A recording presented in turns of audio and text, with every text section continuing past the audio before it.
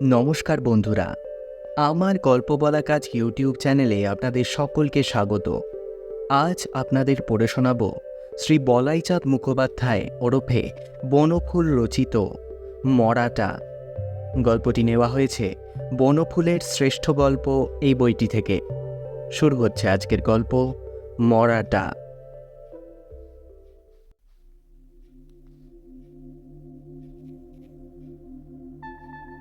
ব্যাপারটার সূত্রপাত তর্ক থেকে।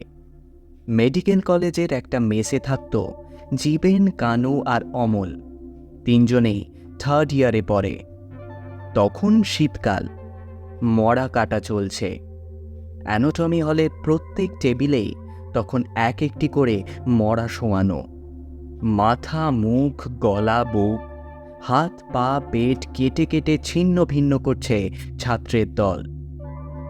জীবেন আর কানু এক ঘরে থাকে, আর অমল থাকে তেতলার ওপর ছোট্ট একটা ঘরে, একা। সেই ঘরটা খুব ছোট, তাই সিঙ্গেল সিটে। জীবেনদের ঘরেই তর্কটা শুরু হয়েছিল।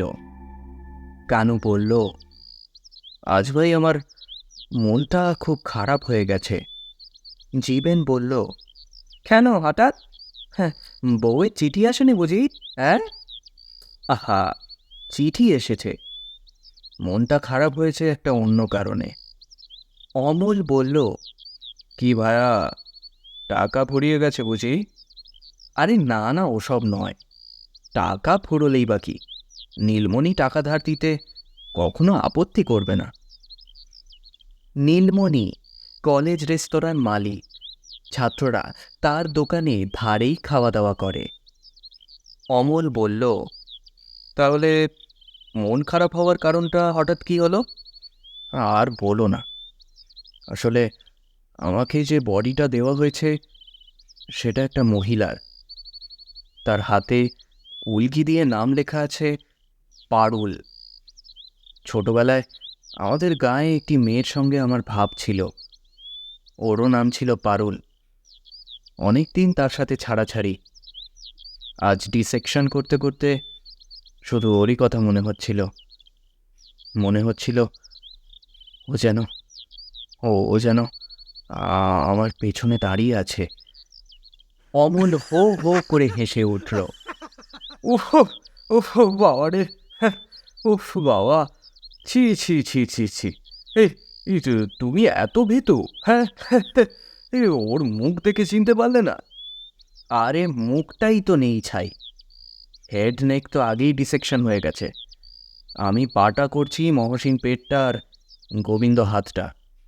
ওদের পার্টনার হচ্ছে ওই কালী, যতীন আর মহাবীর।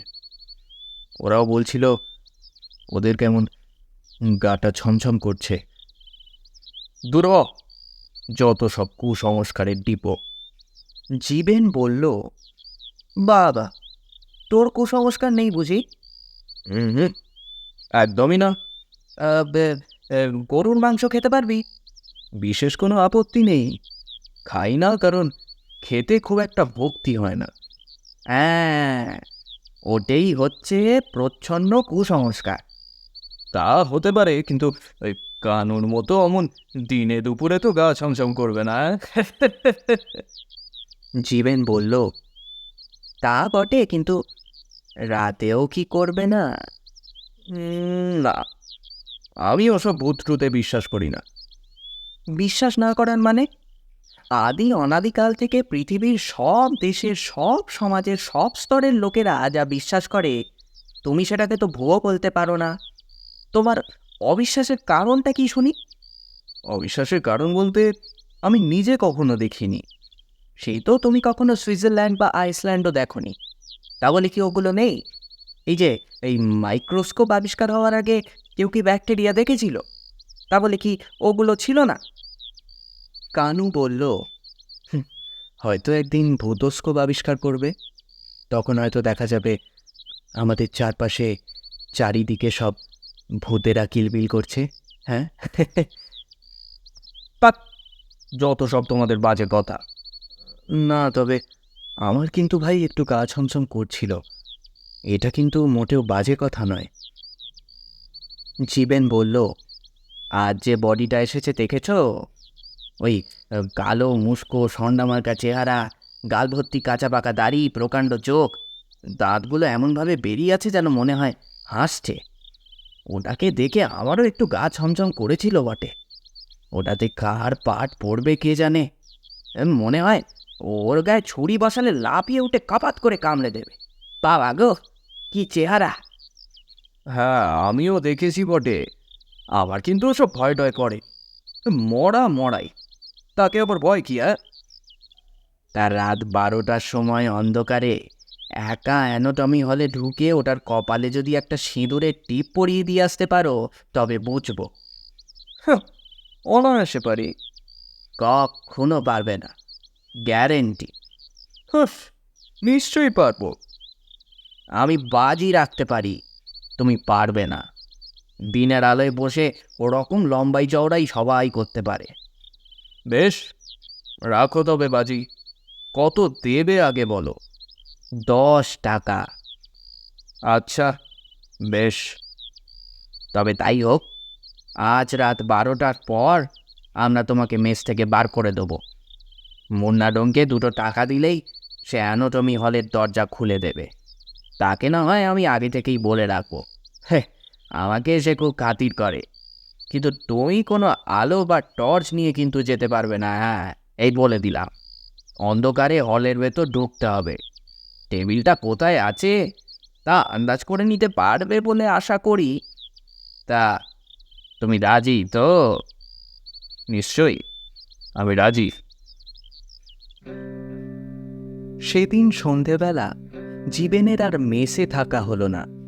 তার বোনের বাড়ি থেকে নিমন্ত্রণ এলো রাতে সেখানে খাবার জন্য।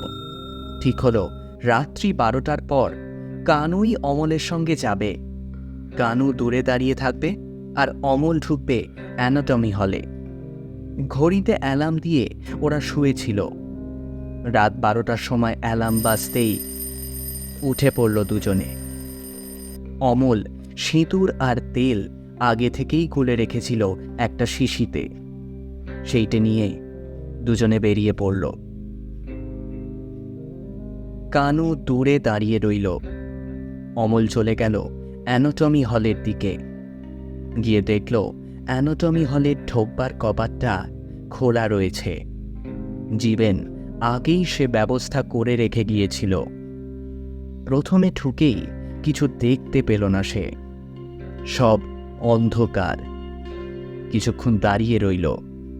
খুটখুট করে শব্দ হলো একটু। ভাবল ও সম্ভবত ইঁদুর। অন্ধকারে চোখটা অভ্যস্ত হয়ে যাওয়ার পর টেবিলগুলো আবছাভাবে চোখে পড়তে লাগলো। সেই টেবিলটাও সে অনুমান করতে পারল। আস্তে আস্তে এগিয়ে গেল সেই দিকে। টেবিলটার কাছে এসে দাঁড়িয়ে রইল কয়েক মুহূর্ত। তারপর তার ডান হাতের তর্জনীর আঙুলটায় সিঁদুর মাখিয়ে মরাটার কপালে যেই সে লাগাতে যাবে অমনি অপ্রত্যাশিত কাণ্ড ঘটে গেল। মরাটা তাকে খপ করে জাপটে ধরল। সঙ্গে সঙ্গে চিৎকার করে উঠল অমল। না! প্রায় সঙ্গে সঙ্গে আরও একটা চিৎকার শোনা গেল, তবে ভিন্ন কণ্ঠে। ছুটে গেল কানু আর মুন্নাডোম। তারা গিয়ে দেখল অমল অজ্ঞান হয়ে আছে আর জীবেন রক্তে ভাসছে। মরাটাকে টেবিল থেকে নামিয়ে দিয়ে জীবেন শুয়েছিল টেবিলের ওপর মুন্নার সঙ্গে ষড়যন্ত্র করে। আর অমলও সঙ্গে নিয়ে গিয়েছিল একটা ছুরি। মুখে জলের ছাপটা দিতেই অমলের জ্ঞান ফিরে এলো। জীবেনকে এমার্জেন্সি রুমে নিয়ে যাওয়া হলো। কানু তার সঙ্গেই রইল। অমল যখন নিজের ঘরে ফিরল তখন 2টো বেজে গেছে।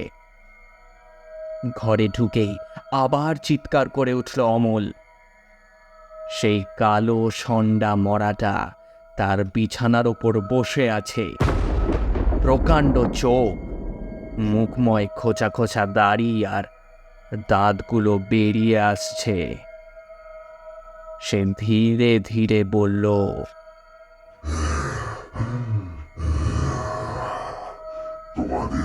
তো শেষ হলো, এইবার আমার একটা ব্যবস্থা করো।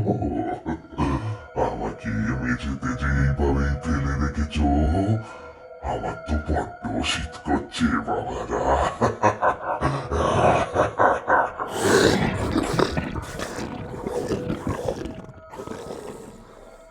অমল কিন্তু তার কোনো কথাই শুনতে পেল না, কারণ সে তখন অজ্ঞান হয়ে গিয়েছিল। শুনছিলেন শ্রী বলাইচাঁদ মুখোপাধ্যায় ওরফে বনফুল রচিত মরাটা। কেমন লাগলো আজকের গল্প তা অবশ্যই কমেন্ট করে জানান। গল্পটি ভালো লাগলে লাইক করুন, বন্ধুদের সাথে শেয়ার করুন, আর অবশ্যই চ্যানেলটিকে সাবস্ক্রাইব করে বেল আইকন প্রেস করে দিন। এইভাবেই আমার পাশে থাকুন।